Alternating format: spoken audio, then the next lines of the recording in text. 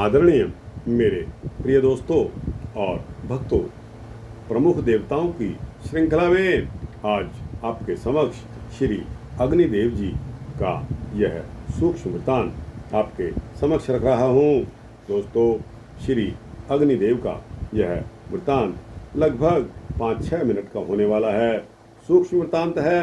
उम्मीद करता हूँ कि आप बने रहेंगे इस वृत्तांत के अंत तक मेरे साथ। तो दोस्तों, मुझे यह वृत्तांत शुरू करने की आज्ञा दीजिए, आपके समक्ष शुरू कर सकूं। तो दोस्तों, इस वृत्तांत को मैं शुरू कर रहा हूं। अग्निदेव यज्ञ के प्रधान अंग हैं। वे सर्वत्र प्रकाश करने वाले एवं सभी पुरुषार्थों को प्रदान करने वाले हैं। सभी रत्न अग्नि से उत्पन्न होते हैं और सभी रत्नों को यही धारण करते हैं। वेदों में सर्वप्रथम ऋग्वेद का नाम आता है और उसमें प्रथम शब्द अग्नि ही प्राप्त होता है। दोस्तों, वेदों में सर्वप्रथम ऋग्वेद का नाम आता है और उसमें प्रथम शब्द अग्नि ही प्राप्त होता है। अतः यह कहा जा सकता है कि विश्व साहित्य का प्रथम शब्द अग्नि ही है। ऐत्रेय आदि ब्राह्मण ग्रंथों में यह बार बार कहा गया है कि देवताओं में प्रथम स्थान अग्नि का है।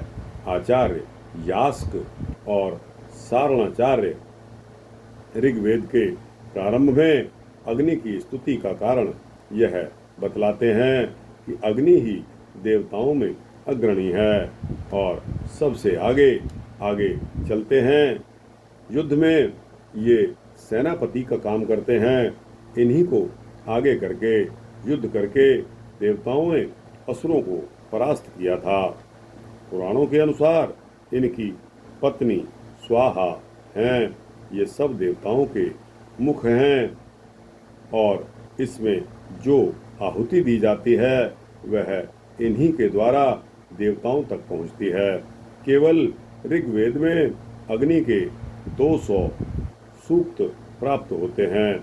इस प्रकार यजुर्वेद, सामवेद और अथर्ववेद भी इनकी स्तुतियां प्राप्त होती हैं। ऋग्वेद के प्रथम सूक्त में अग्नि की प्रार्थना करते हुए विश्वामित्र के पुत्र मधुच्छंदा कहते हैं कि मैं सर्वप्रथम अग्नि देवता की स्तुति करता हूँ, जो सभी यज्ञों के पुरोहित कहे गए हैं। पुरोहित राजा का सर्वप्रथम आचार्य होता है और वह उसके समस्त अभीष्ट को सिद्ध करता है। उसी प्रकार अग्निदेव भी यजमान की समस्त कामनाओं को पूर्ण करते हैं।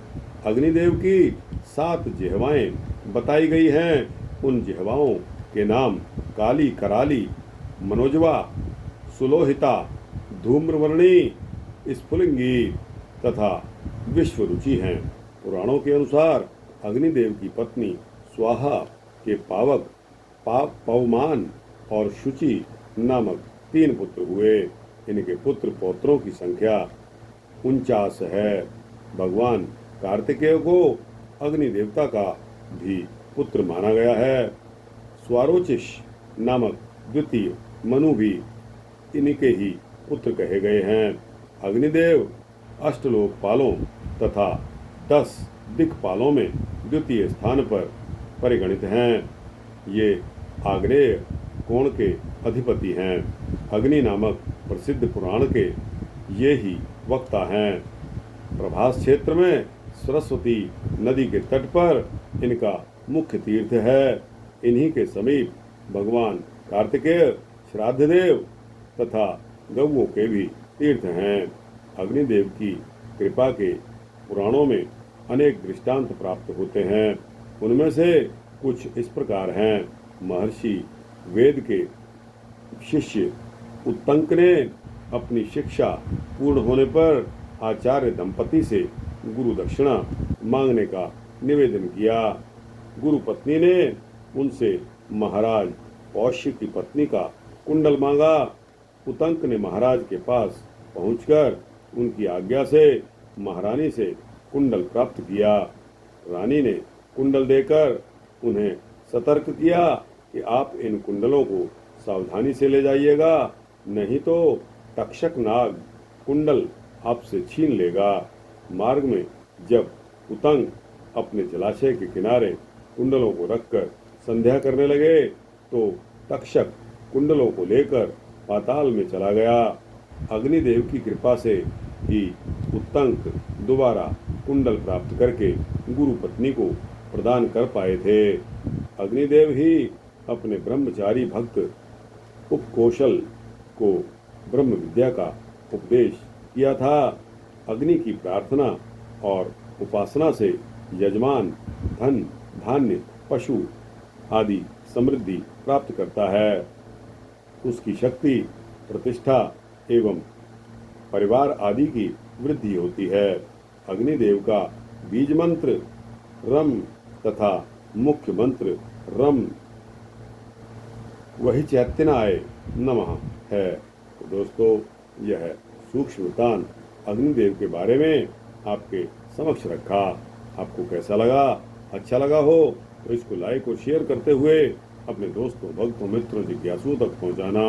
दोस्तों, कमेंट सेक्शन में आपके कमेंट्स, अपनी राय अवश्य दीजिए और इस चैनल को सब्सक्राइब कर देंगे तो आपको इसी तरह के सूक्ष्म भक्ति वृत्तांत मिलते रहेंगे। जय अग्निदेव, जय अग्निदेवता।